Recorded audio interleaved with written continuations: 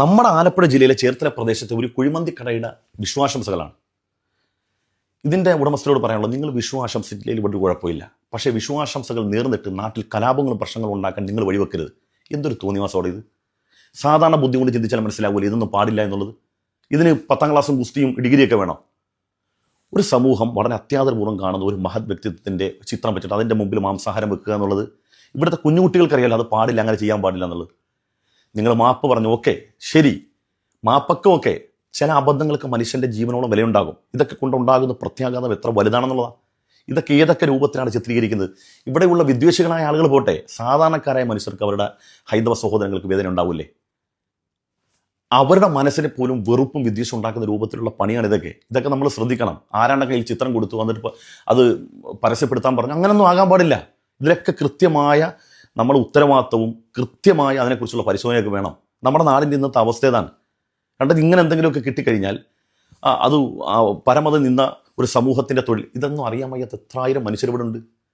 രാവും പകലും ഇവിടെ ഇതിനെക്കുറിച്ചൊന്നും ചിന്തിക്കാതെ അവനവൻ്റെ സ്വന്തം കാര്യം നോക്കി നടക്കുന്ന സാധാരണക്കാരെ മുസ്ലിമീങ്ങളും കൂടെ ഇതിനകത്ത് പ്രതിപട്ടികയിൽ ചേർക്കുന്ന പണിയാണ് ഇതൊക്കെ. നമ്മൾ ശ്രദ്ധിക്കണം. പിന്നെ നിങ്ങൾ മാപ്പ് പറഞ്ഞു, ഇത് ഹൈന്ദവ സഹോദരങ്ങൾ പറയും ഈ മതനിന്ദ എന്നുള്ളത് ഞങ്ങളുടെ തൊഴിലാണെന്ന് നിങ്ങൾ പറയുന്നുണ്ട്. ഈ ട്രിഗറാകുകയാണെങ്കിൽ എല്ലാ ഭാഗത്തും ട്രിഗറാകണം. ആര് പരമത നിന്ദ നടത്തിയാലും ആര് നമ്മുടെ ദൈവങ്ങളെ അവഹേളിച്ചാലും നമ്മൾ എന്ത് ചെയ്യണം? നമ്മൾ പ്രതികരിക്കണം. അങ്ങനെ എല്ലായിടത്തും പ്രതികരിക്കണുണ്ടോ നമ്മൾ? അങ്ങനെയില്ല. ഇപ്പോൾ നോക്കൂ, ഈ വീഡിയോ ഒന്ന് കണ്ടേ. എന്താണ് നിങ്ങൾ പ്രാർത്ഥിക്കുന്ന പൂജാമുറിയാണോ ഇത്? ക്ഷേത്രമാണോ? അതാ ക്ഷേത്രമാണ്. ആൾക്കാരൊക്കെ തൊഴാറുണ്ടോ? അതൊക്കെ എന്താണ്?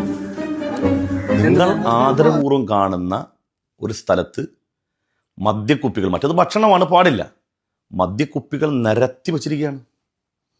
ആരാണ് അതിൻ്റെ കൈകാര്യകർത്താക്കളായ ആളുകൾ? ഇതിനേക്കാൾ വലിയ നിന്ന വേറെ വല്ലതും ഉണ്ടോ?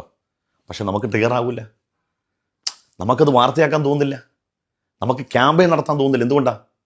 അയാളുടെ ആ വസ്ത്രധാരണയും അദ്ദേഹത്തിൻ്റെ രൂപവും അദ്ദേഹത്തിൻ്റെ മതം ഏതാണെന്നൊക്കെ നോക്കിയിട്ടാണ് നമ്മളതിനകത്തൊക്കെ എന്ത് ചെയ്യുക, അയവ് വരുത്തുന്നതും തീവ്രത കാണിക്കണമെന്നൊക്കെ തോന്നുന്നത്. ഞാൻ ഈ ചെയ്ത തെറ്റാണെന്ന് 100% പറയാണ്. പാടില്ലാത്തതാണ്, ശുദ്ധ തെമ്മാടിത്തരമാണ്. പക്ഷേ നമ്മൾ ഇത്തരത്തിലുള്ള മന്തിക്കട അതിൻ്റെ പേര് നോക്കിയിട്ട് നമുക്ക് ട്രിഗർ ആകുമ്പോൾ നമ്മൾ മനസ്സിലാക്കേണ്ടത്, ട്രിഗർ ആകേണ്ട ചില സന്ദർഭമുണ്ട്. വൈകാരികമായി നമ്മൾ ചിന്തിക്കേണ്ട, നമ്മുടെ ദൈവങ്ങളെ നിന്ദിച്ചു എന്ന് തോന്നേണ്ട ചില തലങ്ങൾ വരുമ്പോൾ നമ്മൾ മൗനം പാലിക്കുന്നുണ്ട്. എന്തുകൊണ്ടാണ്? നമ്മുടെ ആളുകളായതുകൊണ്ടാണ്, അല്ലേ? അങ്ങനല്ല, എവിടെ നിന്ന് വന്നാലും അതിനെ പ്രതികരിക്കണം. അപ്പോഴാണ് നീതിപൂർവ്വമാകുക. ഓക്കെ.